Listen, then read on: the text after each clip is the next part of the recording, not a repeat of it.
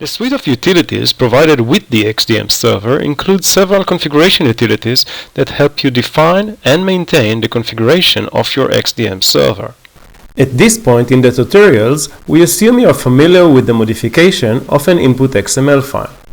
I would like to remind you that everything that will be demonstrated in this video by using command line utilities can be done by using the new Configuration Manager utility released with VX 1.1.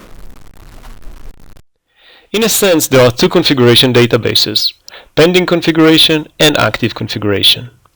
Initially, the pending configuration database is based on default settings, and by using config import you can modify those settings.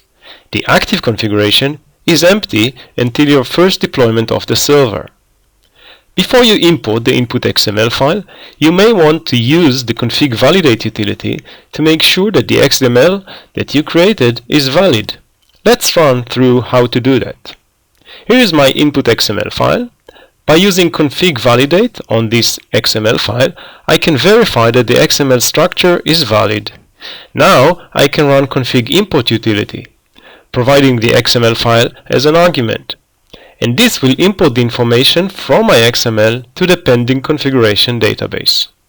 I can run config import again with additional data, and it will update the same pending configuration database. For example, if I only provide the SMTP section, config import will only add the SMTP settings to the existing pending configuration.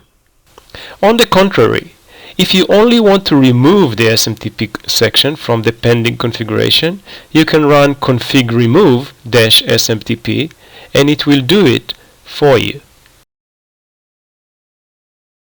You may want to clean the pending configuration completely and start from scratch. You can do that by running config remove -all. This returns the pending configuration back to the situation where the pending configuration is empty and fully relies on the default settings. Upon successful deployment of the XDM server, the pending configuration is used to update the active configuration database, and the two will be identical. At this point, if you continue using config import, it keeps updating your pending configuration database but does not affect your active configuration database and therefore does not affect your active XDM server configuration. Only by using server deploy or server update can you change the active server configuration. At some point, you may want to export your configuration. You can export the active configuration by using config export. However, you should remember that the file is encrypted for security reasons. In that case, if you still want to review the information inside the file, you can use config decrypt and it will decrypt it for you. Notice that sensitive passwords data that were encrypted using config password encrypt utility will remain encrypted. You can also use config export -pending to export the pending configuration database. The last configuration utility that I would like to show you is config input XML update. Like its name, it takes an input XML file from any previous version and migrate it to the latest version. This is good if you want to start a configuration of a new XDM server based on a previous version of XML file. Your configuration data will be migrated to the latest version. In this video, we demo many of the configuration utilities. We discuss default versus customized configuration.